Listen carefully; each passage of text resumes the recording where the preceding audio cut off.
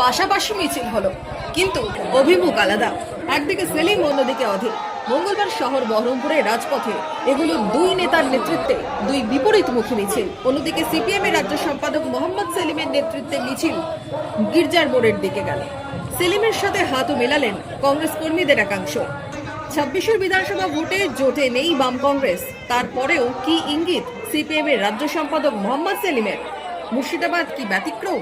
মানুষ নিজতলা কর্মীরা চাইছেন যাতে একমুখী হয়, বিজেপিকে তাড়াতে এবং তৃণমূলকে হারাতে। সেই আকাঙ্ক্ষাকে, সাধারণ কর্মী সমর্থকদের আকাঙ্ক্ষাকে দরকার নেতাদের মর্যাদা দেওয়া। দরজায় কড়া নাড়ছে বিধানসভা ভোট। এরই মাঝে এসআইআর ইস্যুতে ঝাঁঝ বাড়ছে রাজনৈতিক মহলে। মঙ্গলবার বহরমপুর শহরে বাড়ল রাজনৈতিক উত্তাপ।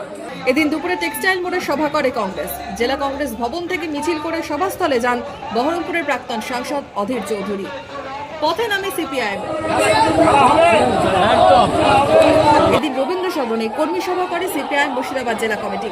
নেতৃত্ব দেন সিপিএম এর রাজ্য সম্পাদক মোহাম্মদ সেলিম। কর্মী সভা শেষে হলো মিছিল। শহরের বিভিন্ন এলাকায় লাল ঝান্ডা হাতে হাঁটলেন সিপিএম নেতা কর্মী সমর্থকরা।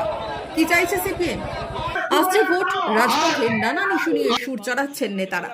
Bureau report, Madhyabanga news.